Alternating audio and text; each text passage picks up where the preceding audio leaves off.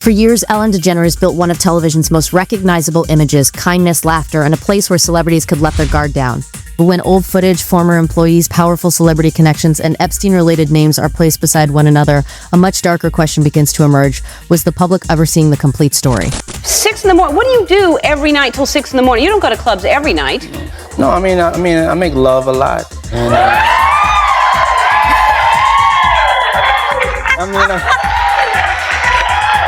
That's Ellen, my favorite answer ever. I told you when I came on the show I was going to be completely honest and expose myself to the world.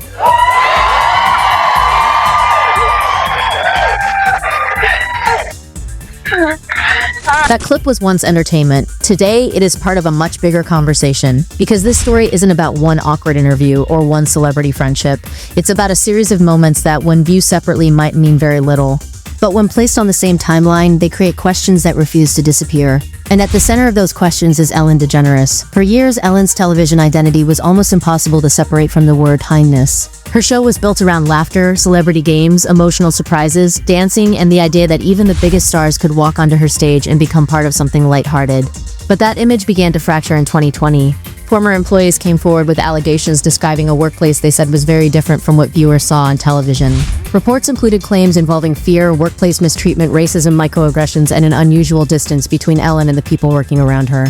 One former employee described an environment where people were allegedly discouraged from approaching Ellen at all. Now, Neil, no one's to talk to Ellen. So you don't talk to her, you don't approach her, you don't look at her. She'll come in, she'll sit down, she'll talk to Richard, then Ellen will leave. Suddenly, the question surrounding Ellen wasn't just whether the show was funny, it was whether the person viewers saw for years was the same person employees experienced behind the cameras. And that question would eventually pull old celebrity footage back into the spotlight. One of the clips that began circulating involved Sandra Bullock and Sarah Paulson during a live discussion about a controversial skincare method. The moment was filled with nervous laughter and visible uncertainty as the subject was explained. The clip itself does not prove an Epstein connection. It does not prove Sandra Bullock accused Ellen of anything. But it became another piece of footage being discussed while viewers were already re-examining Hollywood celebrity culture.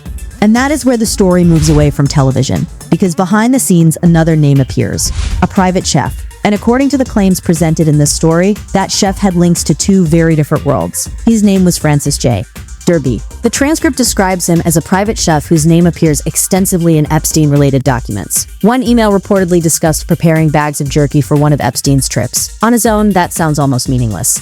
A chef preparing food, a travel bag, a private household. But then comes the alleged overlap. The same chef was reportedly connected to Ellen DeGeneres' household as well. The transcript claims he prepared large quantities of specialty jerky for Ellen. One chef, two high-profile environments, and suddenly a tiny detail becomes one of the most intriguing associations in the story. But there is an important distinction. A shared employee does not establish criminal conduct. It does not prove Ellen knew about Epstein's crimes, and it does not prove the two circles were coordinating any. It simply creates an association worth examining. And then there was another celebrity connection that was much more visible: Diddy. Sean "Diddy" Combs appeared on Ellen's show repeatedly. The transcript states that he appeared 17 times. He called Ellen his friend, they danced together, they joked together, and his appearances became part of the friendly celebrity environment that Ellen's program was famous for. Oh boy, Ellen, I love you.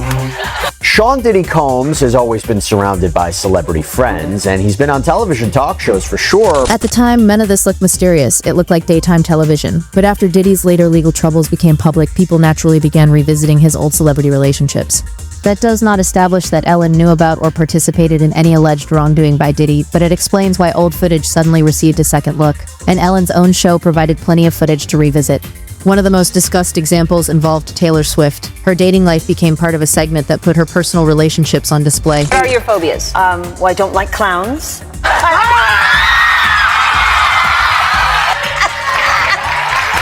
Like the look. That's a I mean, I really actually have a real problem looking at it. Why? So let me know when it's... I am Ellen DeGeneres, and I am married to Portia de Rossi. I am Taylor Swift. I am dating blank. Nobody. That's true, though. I think you're looking at me like it's not. I am Taylor Swift. I would like to be dating blank. Nobody. I am Taylor Swift, and my publicist told me to say blank. My publicist told me not to answer any personal questions. Okay. Now we're getting somewhere.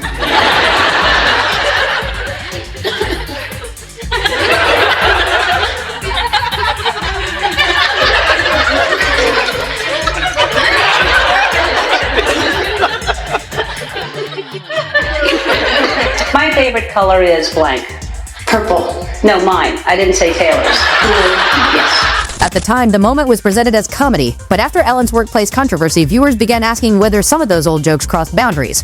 And Taylor wasn't the only guest whose personal life became part of the show's entertainment. Mariah Carey experienced another uncomfortable moment involving speculation about pregnancy. Don't discuss that. All right, well, you don't have to No, answer. that's okay. No, honestly, you don't have to answer. Let's just toast with champagne and decide.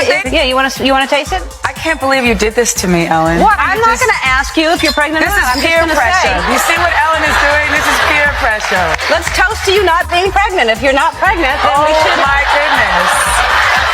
Cheers. It's too early for me. I only drink it after 3 p.m. Yeah.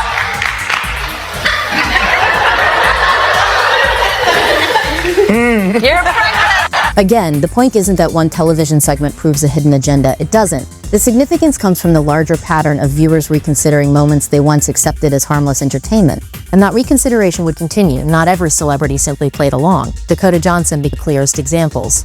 Her exchange with Ellen over a birthday invitation turned into a public disagreement about whether Ellen had actually been invited. Hey, was Michael B. Jordan there? I know he's dating your daughter now. So was he sharing Christmas with you? Yeah.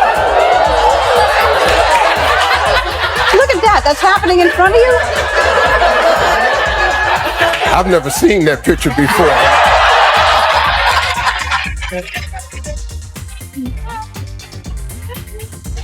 It was still television, still presented with humor, but Dakota's willingness to correct Ellen on camera made the moment stand out. And another celebrity would later become even more important to this story, Jennifer Aniston. Her own exchange with Ellen centered around invitations, parties, and whether Ellen had really been included. Belated birthday. When was your birthday? It was October 4th. October 4th. You turned 30. I did. And how was the party? I wasn't invited.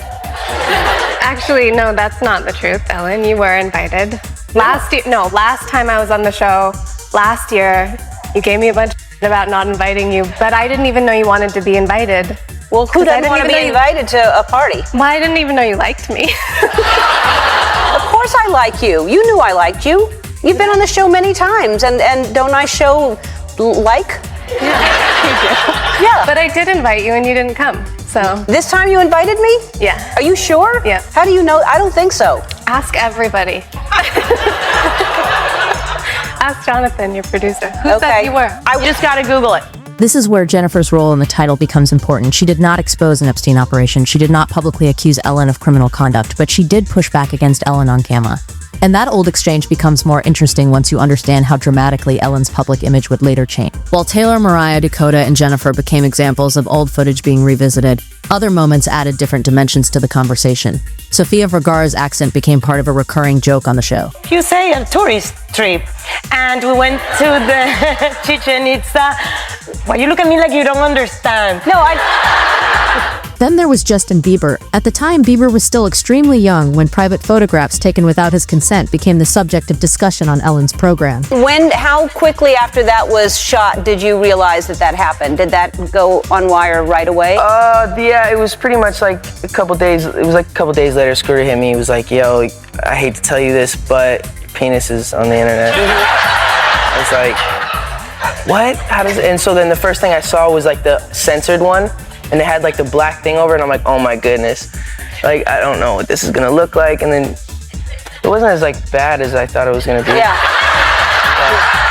These moments came from completely different circumstances. They shouldn't automatically be treated as evidence of the same thing. But they became part of a broader public discussion about Ellen's interview style and the boundaries of daytime television. And while the audience was reconsidering what happened on the stage, another story was developing away from it. Ellen's past relationship with an actress was already part of Hollywood history. The transcript describes the couple as one of the more visible daytime relationships of their era. Later claims suggested that the actress's career suffered after the relationship ended. The story references allegations involving a major deal, alleged blacklisting, and executives allegedly portraying her as unstable.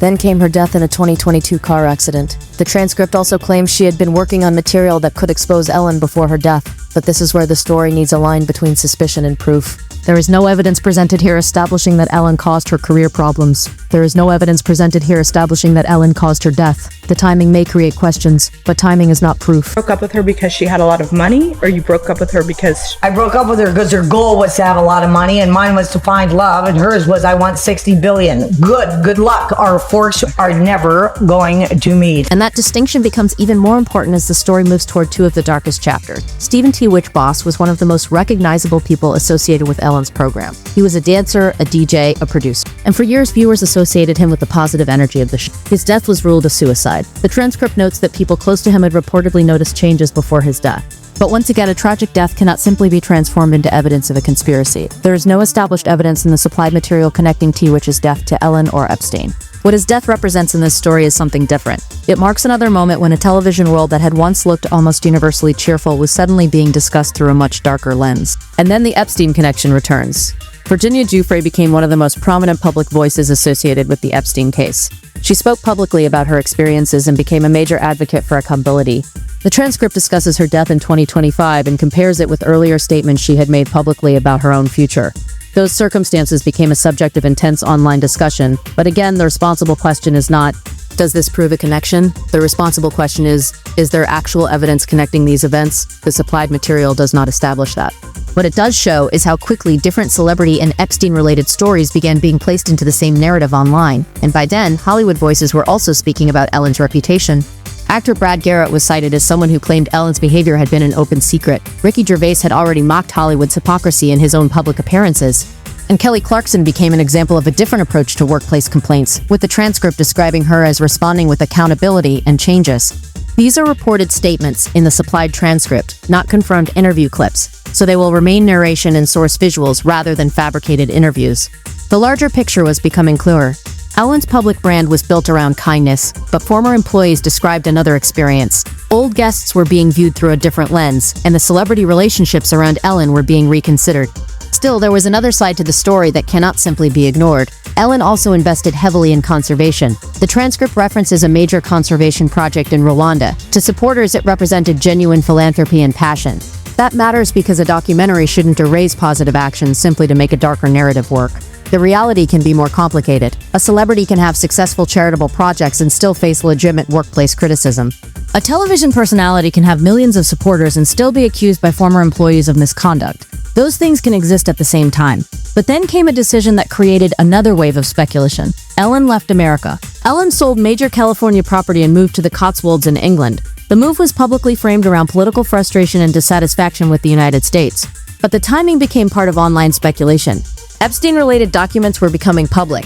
Biddy's legal case was dominating headlines, and Ellen was leaving the country where she had spent decades building her career. Was the timing meaningful? There is no evidence in the supplied material proving that it was, but it became another unanswered question, and then the Epstein story widened beyond entertainment.